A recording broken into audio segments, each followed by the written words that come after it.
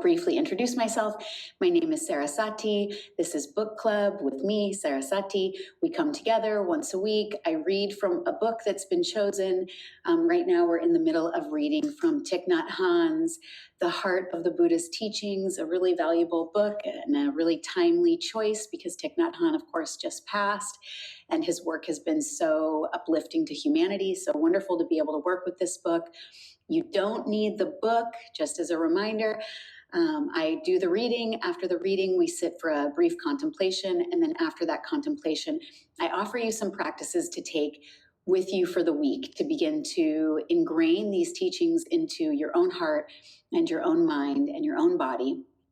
If you were with me last week, hopefully you had a chance to explore the homework that I offered you, which was really to look at what unwholesome seeds you already have in your conscious mind, what wholesome seeds you have in your conscious mind, and what are some ways that you can begin to water those wholesome seeds and allow those unwholesome seeds to go back to sleep so that you can live a more fulfilled, uplifted life experience. This point in the teachings, today I'm going to finish up the second section, which is on the Noble Eightfold Path. So at this point in the teachings, we've now covered the Four Noble Truths, and now we are finishing up the Noble Eightfold Path. So if you've been with me before, but even not, I'll just give you a brief background. The Four Noble Truths, this is really the essence, the heart of Buddhism, that we see that suffering exists. We see that there's a cause of suffering. We see if there's a cause of suffering, there's a cure to suffering. And then we see what the cure to suffering is. Suffering can sometimes be interpreted as something very heavy, but it can also just be low-level dissatisfaction with life. So if you're not somebody who has a deep suffering, but you do have this sort of feeling that things just could be better, that's also a form of suffering. Life should feel joyful. So the Buddha gave us these teachings on the Four Noble Truths. And then from there, the path emerged, the path to well-being. So the Four Noble Truths really center around looking at our own suffering and recognizing our own contribution to it, whereas the Noble Eightfold Path is all about recognizing well-being and how to generate more well-being in our lives. So up until this point, we've covered 6 of the 8 steps on the path, and we'll finish with the steps today. So it may be a shorter session today than normal. I want to make this point. I don't want to forget this point. What hopefully you're seeing at this point in the teachings is that each step in the Eightfold Path contains all other steps within it. And that's actually an important point with Buddhist teachings. So the way we know an authentic Buddhist teaching from an inauthentic Buddhist teaching is that each teaching should contain all other teachings within it. So if you look at a teaching separately, and that's what we're doing here, we're breaking what is really one big teaching down into smaller parts so that it's more easy for us to digest. But if you look at it, it's really like the Buddhist teaching in itself is like the ocean. And all of these parts of the teaching, this one teaching, are like waves in the ocean. So the Noble Eightfold Path emerges like a wave. The Four Noble Truths, it emerges like a wave. It seems like it's a separate teaching, but actually it's part of a much larger body. So the Four Noble Truths, they are both the ocean and the wave. They contain all the teachings within them, and they can be seen as their own separate teaching.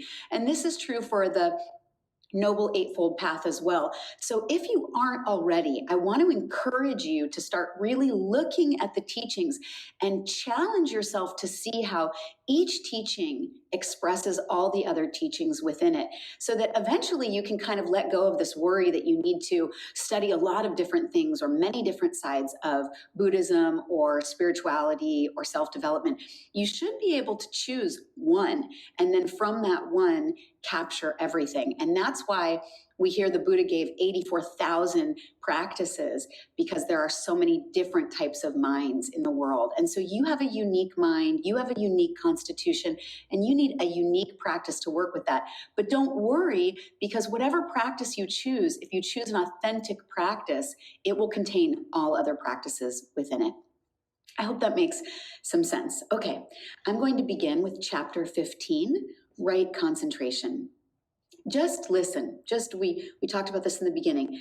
Open your heart, Listen with the mind of compassion, listen with the intention to heal yourself and to uplift humanity. And then let go of working too hard.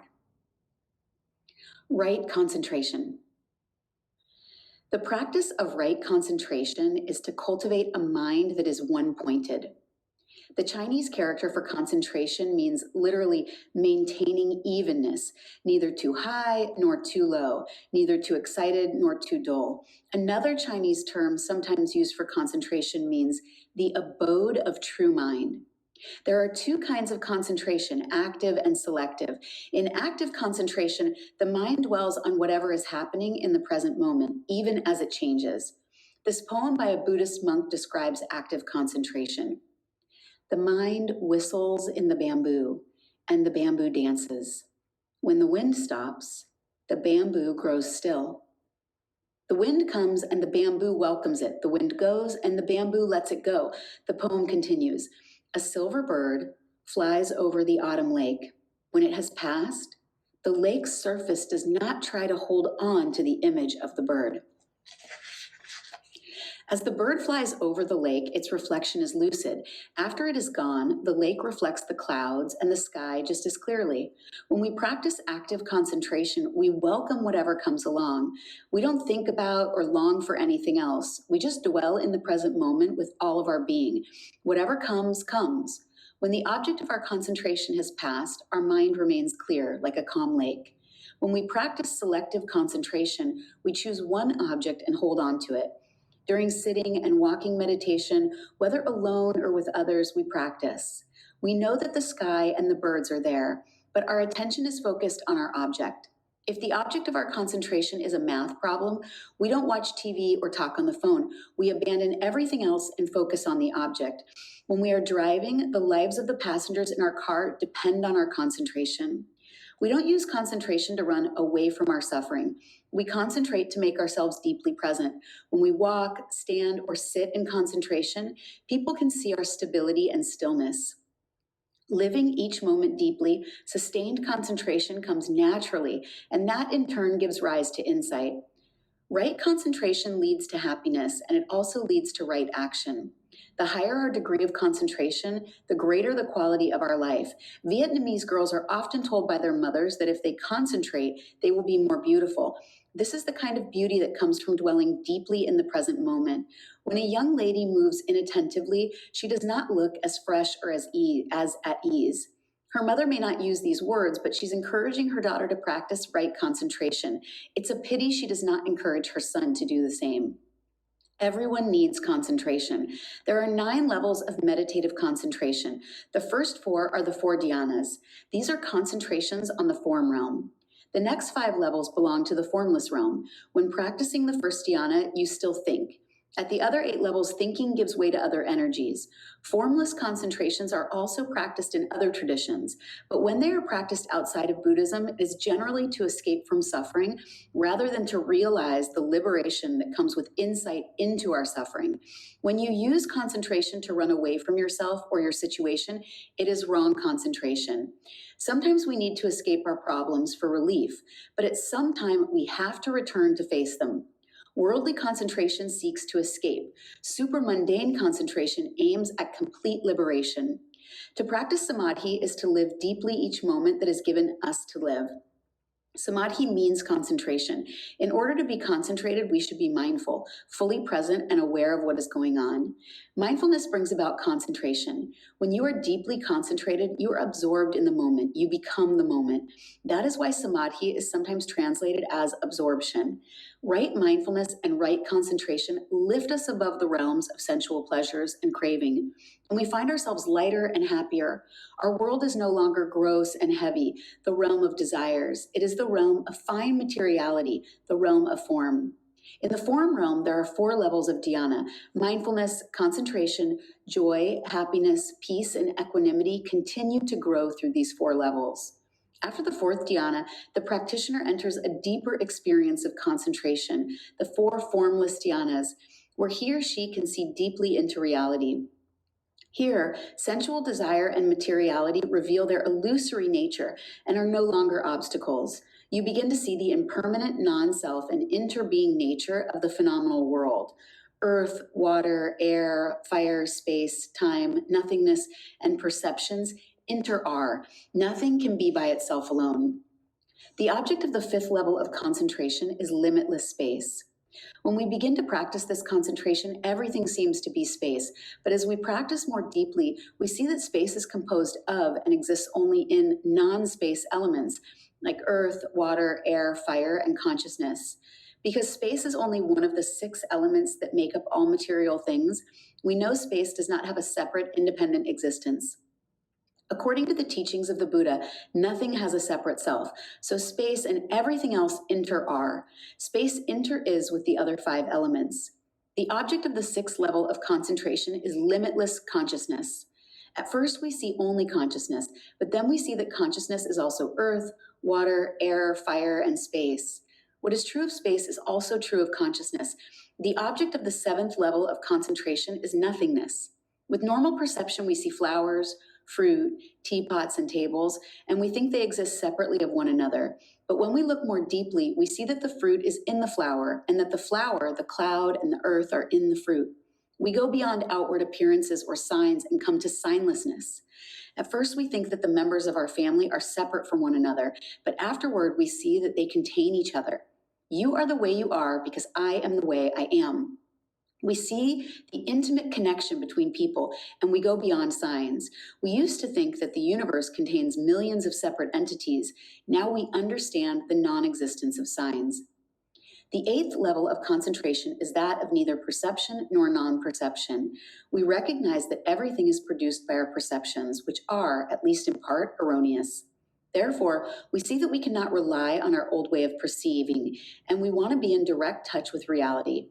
We cannot stop perceiving altogether, but at least now we know that perception is perception of a sign.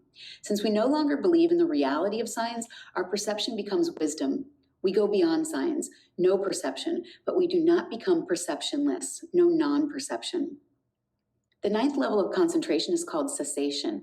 Cessation here means the cessation of ignorance in our feelings and perceptions, not the cessation of feelings and perceptions. From this concentration is born insight. The poet Nguyen Du said, "As soon as we see with our eyes and hear with our ears, we open ourselves to suffering. We long to be in a state of concentration where we cannot see or hear anything, in a world where there is no perception. We wish to become a pine tree with the wind singing in our branches because we believe that a pine tree does not suffer. The search for a place of non-suffering is natural. In the world of non-perception, the 7th and the 8th consciousnesses continue to function as usual, and our ignorance and internal formations remain intact in our store consciousness, and they manifest in the 7th consciousness. The 7th consciousness is the energy of delusion that creates the belief in a self and distinguishes self from others. Since the non-perception concentration does not transform our habit energies, when people emerge from that concentration, their suffering is intact. But when the meditator reaches the 9th level of concentration, the stage of arhat, manas is transformed and the internal formations in the stored consciousness are purified. The greatest internal formation is ignorance of the reality of impermanence and non-self. This ignorance gives rise to greed, hatred, confusion, pride, doubt, and views. Together, these afflictions produce a war of consciousness called manas, which always discriminates self from other. When someone practices well, the 9th level of concentration shines light on the reality of things and transforms ignorance. The seeds that used to cause you to be caught in self and non-self are transformed. Alaya is freed from the grip of manas, and manas no longer has the function of making a self. Manas becomes the wisdom of equality that can see the interbeing and interpenetrating nature of things. It can see that others' lives are as precious as our own because there is no longer discrimination between self and other. When manas loses its grip on store consciousness becomes the wisdom of the great mirror that reflects everything in the universe. When the 6th consciousness is transformed, it is called the wisdom of wonderful observation. Mind consciousness continues to observe phenomena after it has been transformed into wisdom, but it observes them in a different way. Because mind consciousness is aware of the interbeing nature of all that it observes, seeing the one in the many, all the manifestations of birth and death, coming and going, and so on. without being caught in ignorance. The first 5 consciousnesses become the wisdom of wonderful realization. Our eyes, ears, nose, tongue, and body that previously caused us to suffer become miracles that bring us to the garden of suchness. Thus, the transformation of all levels of consciousness is realized as 4 wisdoms. Our wrong consciousness and wrong perceptions are transformed thanks to the practice. At the 9th level of concentration, all 8 consciousnesses are functioning. Perception and feeling are there, but they are different from before because they are free from ignorance. The Buddha taught many concentration practices. To practice the concentration on impermanence, every time you look at your beloved, see him as impermanent and do your best to make him happy today. If you think he is permanent, you may believe that he will never improve. The insight into impermanence keeps you from getting caught in the suffering of craving, attachment, and despair. See and listen to everything with this insight. To practice the concentration of non-self, touch the nature of interbeing in everything you contact. This will bring you a lot of peace and joy and prevent you from suffering. The practice of the concentration on nirvana helps you to touch the ultimate dimension of reality and establish yourself in the realms of no birth and no death. The concentrations on impermanence, non-self, and nirvana are enough for us to practice our whole lives. In fact, the 3 are one. If you touch the nature of impermanence deeply, you touch the nature of non-self and nirvana. One concentration contains all concentrations. You don't need to do everything. In Mahayana Buddhism, there are hundreds of other concentrations, such as Shirangama Samadhi, the Sadharma Pundarika Samadhi, and the Avatam Saka Samadhi. Excuse me if I pronounce these wrong. Each is wonderful and important. According to the Lotus Sutra, we have to live in the historical and ultimate dimensions of reality at the same time. We have to live deeply our life as a wave so we can touch the substance of water in us. We walk, look, breathe, and eat in a way that we touch the absolute dimension of reality. We transcend birth and death and the fears of being and non-being, one and many. The Buddha is not found only in Gridrakutta, the Vulture Peak. If you were to hear on the radio that the Buddha is going to reappear on Vulture Peak and the public is invited to join him for walking meditation, all the seats on all the airplanes to India would be booked, and you might feel frustrated because you want to go also. Even if you were lucky enough to get a seat on that plane, it still might not be possible for you to enjoy practicing walking meditation with the Buddha. There would be so many people, most of whom don't know how to practice breathing in and out and dwelling in the present moment while walking. What is the use of going there? Look deeply at your intention. Do you want to fly halfway around the world so that later you can say you were with the Buddha? Many people want to do just that. They arrive at a place of pilgrimage, unable to be in the here and the now. After a few minutes of seeing the place, they rush to the next place. They take pictures to prove they were there, and they're eager to return home to show their friends. I was there. I have proof. That is me standing beside the Buddha. That would be the desire of many of the people who would go there. They are not able to walk with the Buddha. They are not able to be in the here and the now. They only want to say, I was there, and this is me standing beside the Buddha. But it is not true. They were not there, and that is not the Buddha. Being there is a concept, and the Buddha that you see is a mere appearance. You cannot photograph the real Buddha, even if you have a very expensive camera. If you don't have the opportunity to fly to India, please practice walking at home, and you can really hold the hand of the Buddha while you walk. Just walk in peace and happiness, and the Buddha is there with you. The one who flies to India and returns with his photo taken with the Buddha has not seen the real Buddha. You have the reality. He has only a sign. Don't run around looking for photo opportunities. Touch the real Buddha. He is available. Take his hand and practice walking meditation. When you can touch the ultimate dimension, you walk with the Buddha. The wave does not need to die to become water. She is already water. This is the concentration of the Lotus Sutra. Live every moment of your life deeply, and while walking, eating, drinking, and looking at the morning star, you touch the ultimate dimension. So in this chapter, Thich Nhat Hanh is explaining right concentration, and he's basically talking about there is wrong concentration. What are you placing your mind, your attention on? And then there is right concentration. What are you placing your mind and your attention on?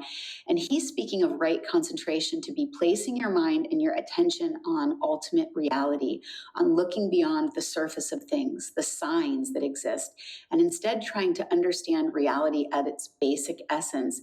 And this is where the Buddha gives various practices like non-self and impermanence practices. And so, again, you can hear that Thich Nhat Hanh is describing all of the practices are contained inside this one.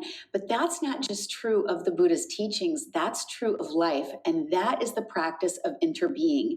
So I invited you to look at the Buddha's teachings as exploring exploring how each teaching contains all other teachings. But now I want to push your mind a little further. I want to push your mind a little further. And now I want you to start looking at all of life in this way. And this is a big jump, because if you go from just seeing, okay, yeah, the Four Noble Truths contain the Noble Eightfold Path, the Noble Eightfold Path contains the Four Noble Truths, and then more teachings we'll get into. Interbeing is the idea that everything is connected with everything else. It's the idea that there is nothing separate, nothing independent. You cannot extract the sun, the water, the soil from the flower. You cannot extract the viewer, the person looking at the flower, from the flower. You can't take the flower out of the person that's looking at the flower's mind. This is interbeing. Everything is related. Nothing is separate and standing alone. And it's this misperception. It's the concentration on yourself as an independent entity that causes so much pain and suffering. And so we have to challenge ourselves to look deeper than that, to see that I am not standing alone here. I'm not Sarah by myself. Who am I talking to if not talking to someone? Everything that is existing inside of us and outside of us simultaneously, and is deeply and richly connected. And when we start to pay attention to that, then we challenge our wrong perception of how the way the world works is. We are seeing the world very one-dimensionally. But there is not one dimension here. There are myriad dimensions. And so we should be pushing our minds to look beyond that.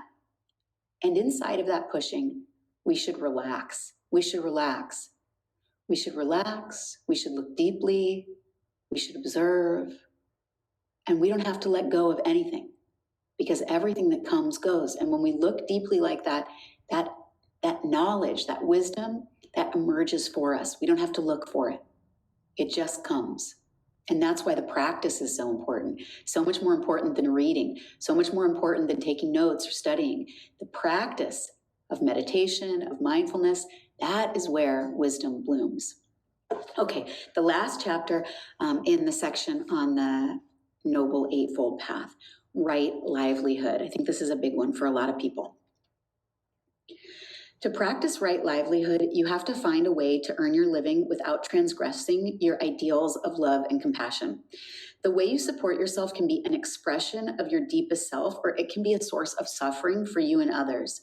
The sutras usually define right livelihood as earning a living without needing to transgress any of the mindfulness trainings. Not dealing in arms, in the slave trade, in the meat trade, the sale of alcohol, drugs, or poisons, or making prophecies or telling fortunes.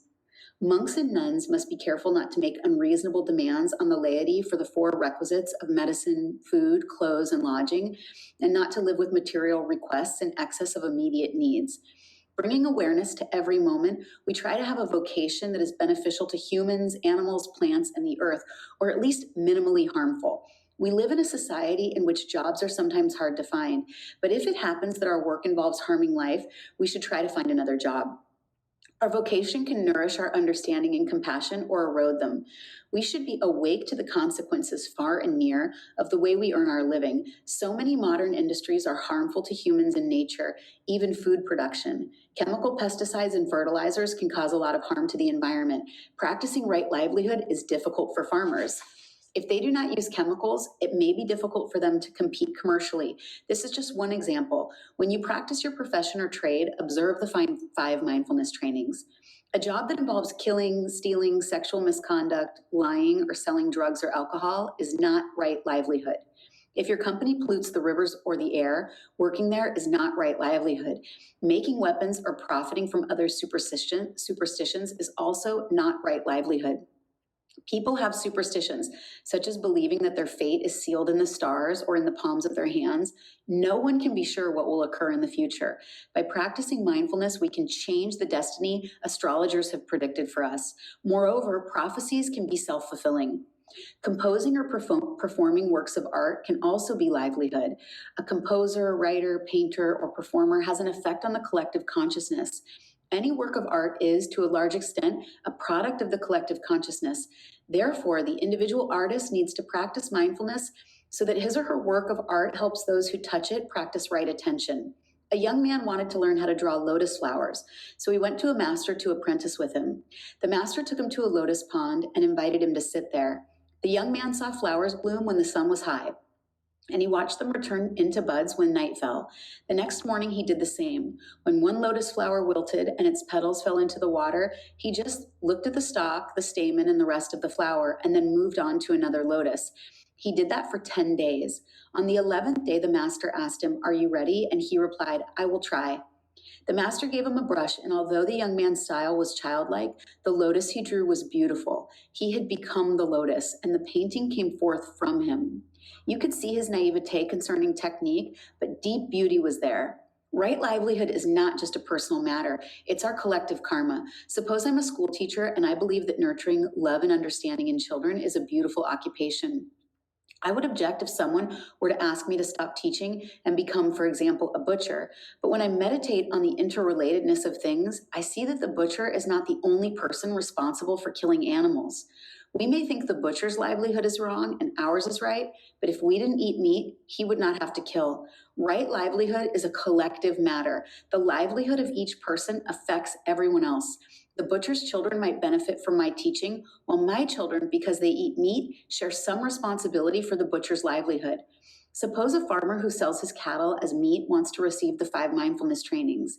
He wants to know if he can, in light of the first training, to protect life. He feels that he gives his cattle the best conditions for their well-being. He even operates his own slaughterhouse so that there's no unnecessary cruelty inflicted on the animals when he puts an end to their lives. He inherited his farm from his father, and he has a family to support. This is a dilemma. What should he do? His intentions are good, but he has inherited his farm and his habit energies from his ancestors. Every time a cow is slaughtered, it leaves an impression on his consciousness, which will come back to him in dreams, during meditation, or at the moment of death. It is right livelihood to look after his cows so well while they are alive. He has the wish to be kind to his cows, and he also wants the security of regular income for himself and his family. He should continue to look deeply and practice mindfulness with his local Sangha.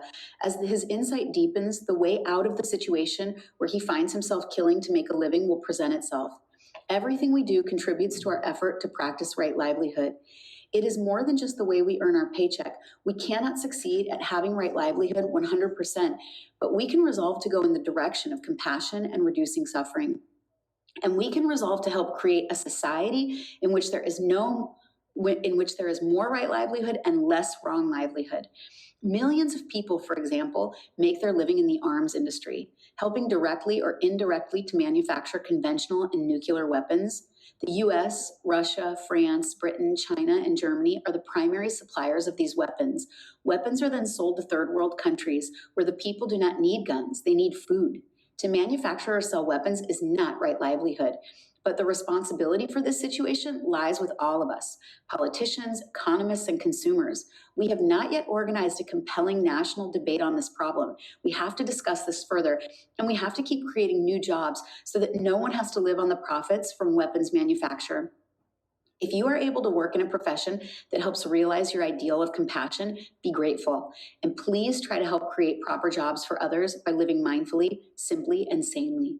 Use all of your energy to try to improve the situation. To practice right livelihood means to practice right mindfulness. Every time the telephone rings, hear it as a bell of mindfulness. Stop what you are doing, breathe in and out consciously, and then proceed to the telephone. The way you answer the phone will embody right livelihood. We need to discuss among ourselves how to practice mindfulness in the workplace, how to practice right livelihood. Do we breathe when we hear the telephone ringing and before we pick up the phone to make a phone call? Do we smile when we take care of others? Do we walk mindfully from meeting to meeting? Do we practice right speech? Do we practice deep and total relaxation after hours of hard work? Do we live in ways that encourage everyone to be peaceful and happy and to have a job that is in the direction of peace and happiness? These are very practical and important questions. To work in a way that encourages this kind of thinking and acting, in a way that encourages our ideal of compassion, is to practice right livelihood. If someone has a profession that causes living beings to suffer and oppresses others, it will infect their own consciousness, just as when we pollute the air that we ourselves have to breathe. Many people get rich by means of wrong livelihood. Then they go to their temple or church and make donations. These donations come from feelings of fear and guilt, rather than the wish to bring happiness to others and relieve others of suffering. When a temple or church receives large donations, those responsible for receiving the funds must understand this. They should do their best to help the donor transform by showing him or her a way out of that wrong livelihood. Such persons need, more than anything, the teachings of the Buddha. As we study and practice the Noble Eightfold Path, we see that each element of the path is contained within all the other 7 elements. We also see that each element of the path contains the noble truths of suffering, the making of suffering, and the ending of suffering. Practicing the first noble truth, we recognize our suffering and call it by its name: depression, anxiety, fear, or insecurity. Then we look directly into that suffering to discover its basis.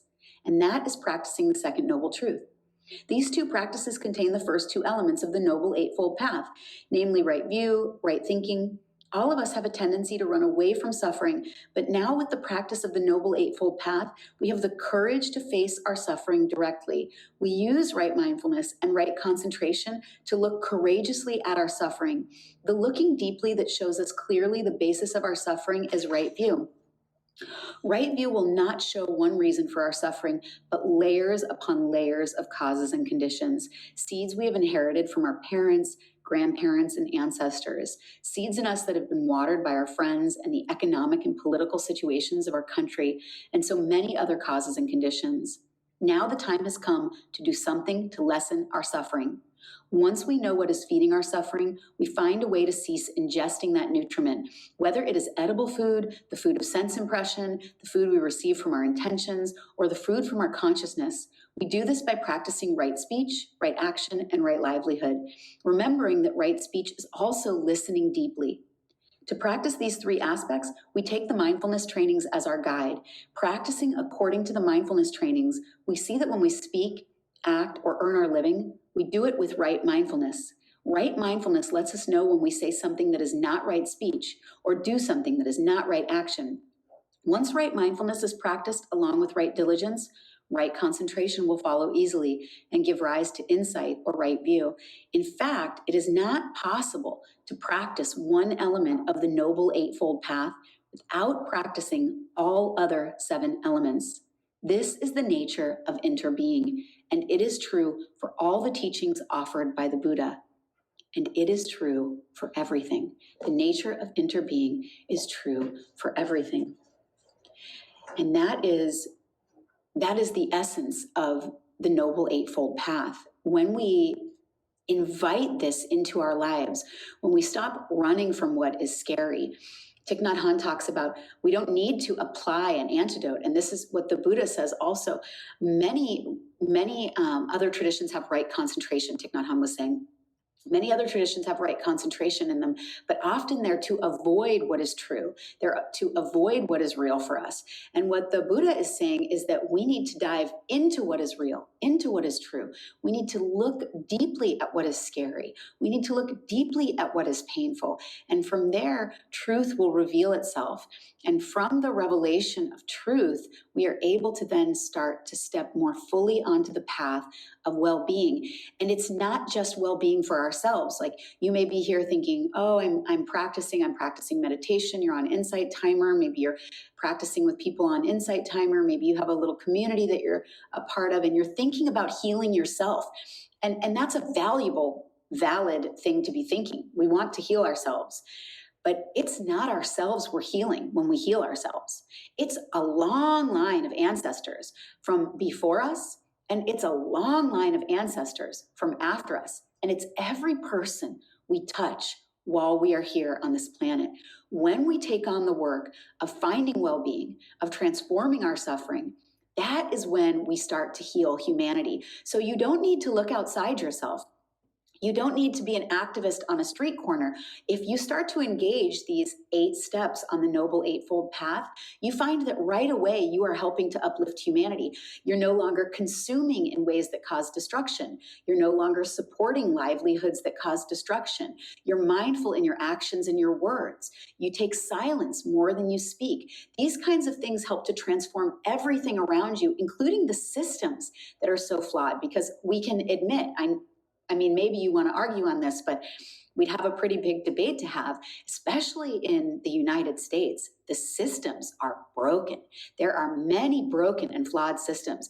And so many people I know think, bad system, bad system. If we apply this to right livelihood, people think, bad job, my work is wrong, my work is flawed. And so they spend all of their time complaining about what is outside of themselves, rather than turning the eye around and looking at themselves and how they're contributing to the problem. And what the Noble Eightfold Path does for us is it lets us see that actually we are contributing to the problem on a daily basis. And if we start to practice in this way, we begin to stop contributing to the problem, and the problem gets smaller. We don't have to think about what our employer is doing wrong. We can look at what we are doing. And in that way, we have control and freedom, and we can find well-being, not just for ourselves, but for everyone on the planet. It's time that we start to transform ourselves for the upliftment of humanity. And we need to do that on an individual basis. And what we find, what's so beautiful, is that because of the nature of interbeing, there is no individual basis. So every single one of us that is here right now is doing something for humanity in this moment. You think you're here for you, it's just your ears that are listening, but because your ears hear this, because your brain encodes this, you are more likely to engage with other people in loving and compassionate ways today. And that is a beautiful thing.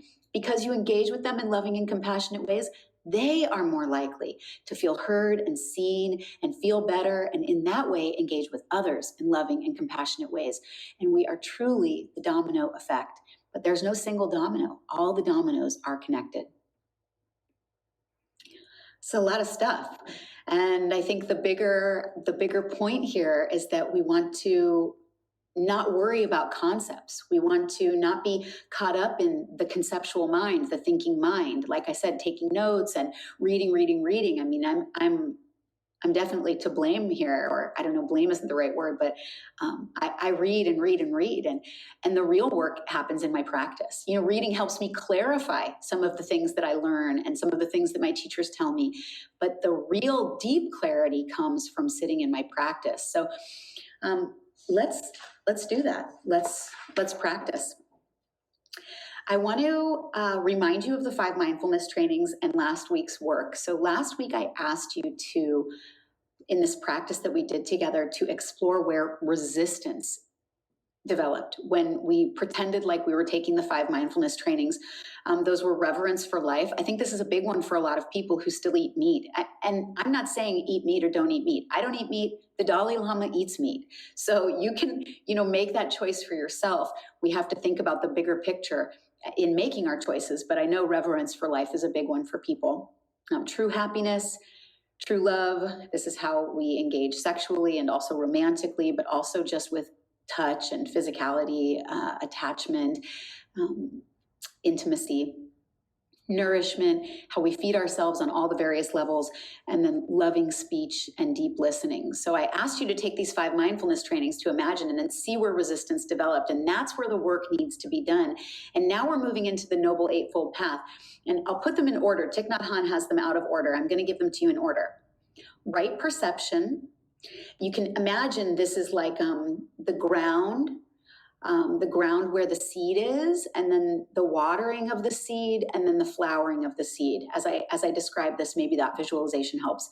Right perception, right thinking, right speech, right action, right livelihood, right diligence, right mindfulness, and right concentration. So from these early seeds, from our right perception, when we have perception right thinking follows. Right speech follows from right thinking. Right action follows from right thinking, right speech. Right livelihood comes from right perception. All of these things are connected to one another. But again, it may be the case that as you look at these, there's one that stands out as an area that you could work on more in your life. And I want you to think about that in your life as you're moving forward. I'll give you a practice after we do a little seated meditation together. But this seated meditation is more about relaxing, is more about letting go, is more about making space for the wisdom mind to present itself to you. You don't have to search for it. It's there. It's right next to you. It's on you. It's in you. It's breathing. And all you have to do is shift your vision just a little bit so that you can see it. So let's practice together. Wherever you are, lying down or sitting up, lengthen your spine, open yourself, broaden yourself, expand yourself, eyes open or closed, either way, no big deal, whatever's comfortable for you. Just relax in this expanded, open, conscious way.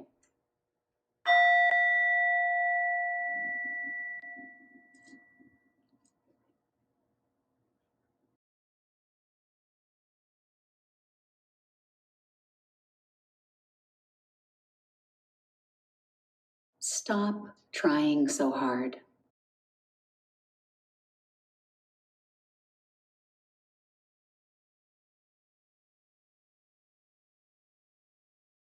Stop trying so hard. Just stop.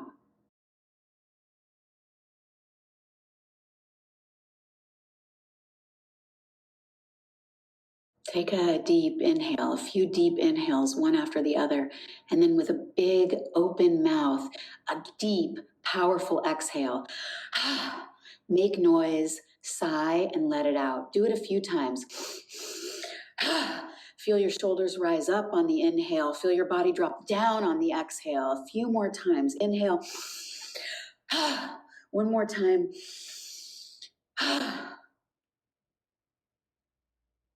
Just be.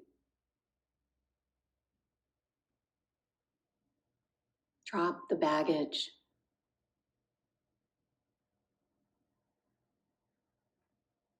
Drop the thought that you know. Drop the thought that you know anything.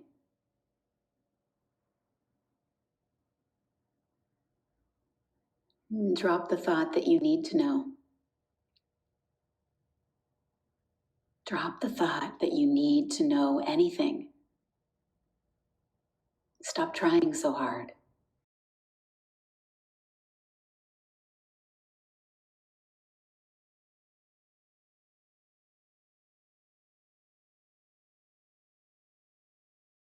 A thought comes in. You're feeling good. You're focused. You're inside the meditation. A thought comes in. Now you're disrupted. So what? Who cares? Let it go. Then notice you don't have to let it go. Thought comes in, it disrupts you, and then it leaves on its own. It dances in. It dances in like a happy little clown, like a little teddy bear in a clown suit. It dances in. It may be a sad thought or a mad thought or an angry thought, or it may be a grief thought, or it may be a happy thought or an excited thought. It dances in however it is. And then just as you attach to it, it runs out laughing because it was nothing. It was just a figment of your imagination. See that. Stop trying. Stop trying to drop the thought. Stop trying to let go of the thought. Stop trying to drop the feeling. Stop trying to let go of the feeling. Stop trying so hard.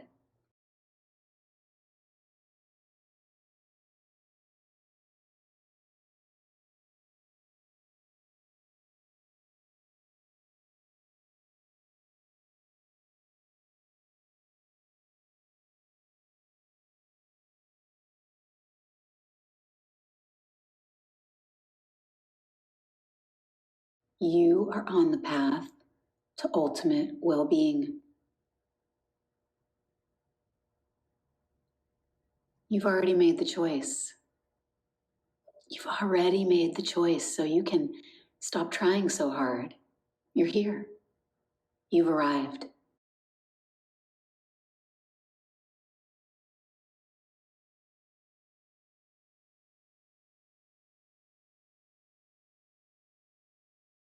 Your choice to be on this path, that's enough.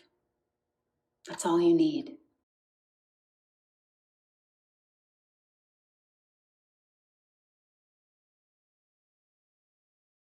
Everything else is happening to you.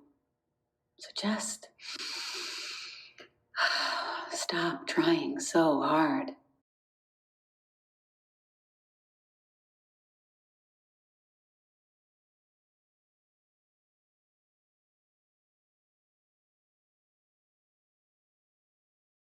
Your job is not to try so hard. Your job is just to look deeply. Look deeply at yourself, at your suffering, at your joys. Challenge what you see. That little teddy bear comes dancing in, a thought, a feeling, a sensation. You can smile. You can laugh. You know the truth. Whatever dances into that mind of yours, it's going to dance right out.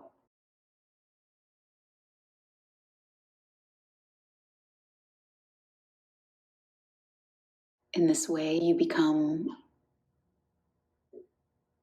like the relationship between an empty house and a thief. When the thief enters the empty house, there's nothing to steal. The empty house has no fear because it has nothing that can be taken.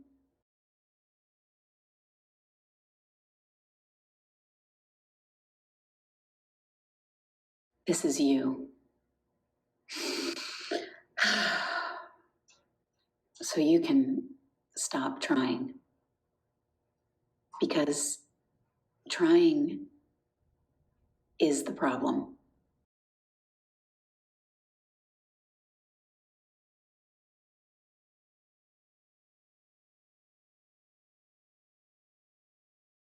See your thoughts arise, they come up, they dance in.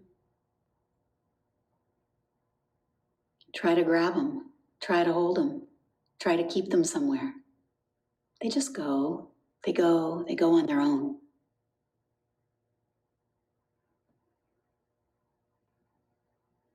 Everything that comes leaves. The breath comes, it goes, the heart beats, it stops. The lover's there, and then they're gone. It's just the way things are. So you smile. You smile at the dancing bear. You smile at the feeling, no matter what kind of feeling, no matter what kind of thought. You're beyond that. You are on the path to ultimate well-being. So you relax. You just relax, relax, let go, relax. Stop trying so hard.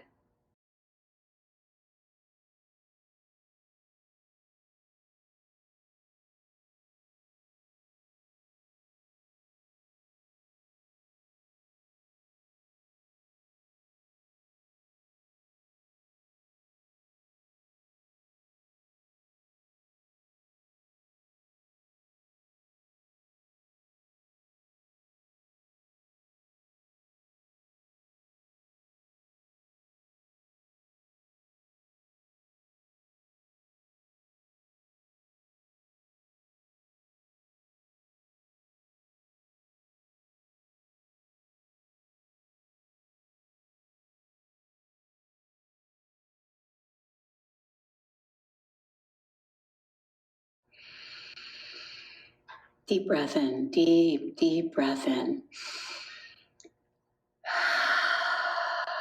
Slow, long, expressive breath out. One more time. Deep, deep in, deep in. Be with yourself. Pain, joy, suffering, sadness, grief, excitement. Be with yourself in your fullness. Deep, deep in, deep, deep in. Long, slow out.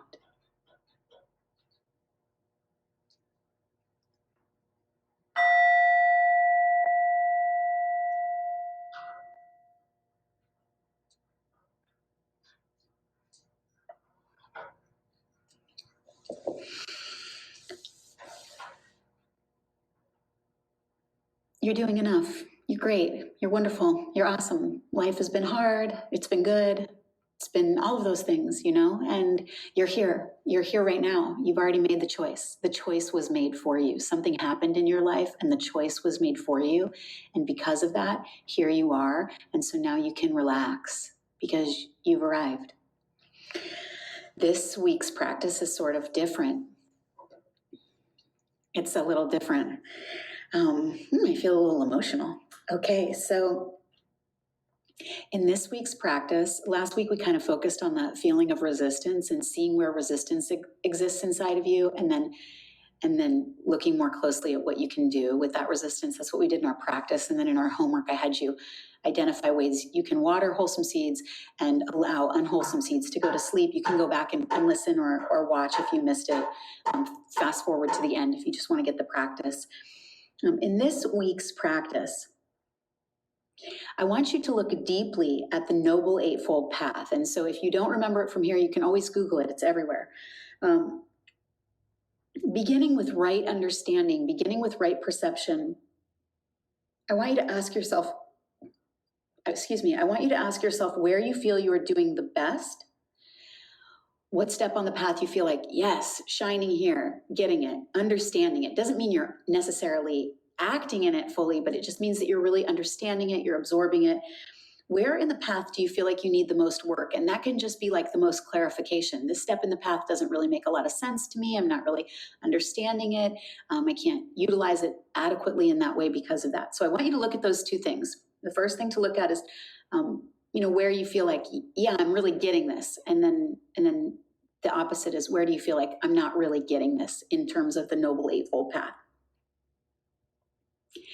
And then I want you to let it go. I want you to really let it go. June, thank you so much. I want you to let that go completely. And I want you to spend the next week sitting every day in deep relaxation. So I want you to take a minimum of 5 minutes a day. I'm not talking listening to a guided meditation. I'm talking like with yourself, all alone, just by yourself, relaxing, stopping and letting go. And you can say to yourself in your mind, stop trying so hard. And you can use this as a mantra. You're sitting, you're relaxing, you're letting go, the mind comes in, you're trying, you're trying to meditate or you're trying to relax. And every time you find yourself doing that, I want you to just repeat the mantra, stop trying so hard. So this week's work is 5 minutes a day of this kind of relaxation. And in this way, I want you to let go of any desire to achieve anything, to be anything, to learn anything, to do anything, to grow in any way. And when something from your list comes up,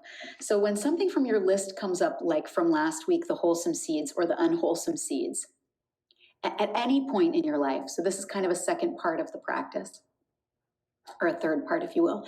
At any point in your life, when something comes up from the wholesome seeds or the unwholesome seeds, I want you to look at it deeply. I want you to experience it fully.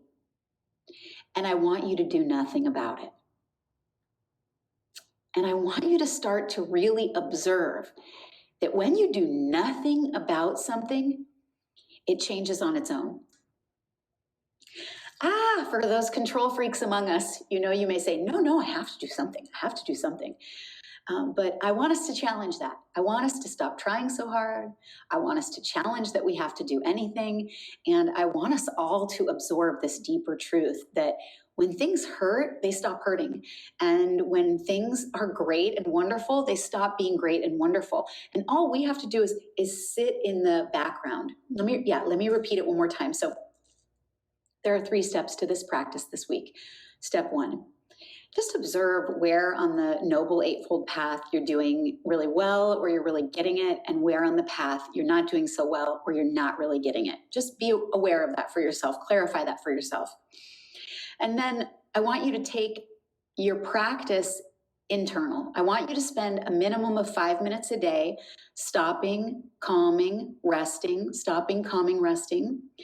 And when something comes up, when you notice yourself trying too hard, I want you to say to yourself, stop trying so hard. I want you to really use this mantra. And you can use this mantra outside of that relaxation. You can use it all week long. Anytime you see yourself trying too hard, at work, at home, with family, with friends, with yourself, stop trying so hard.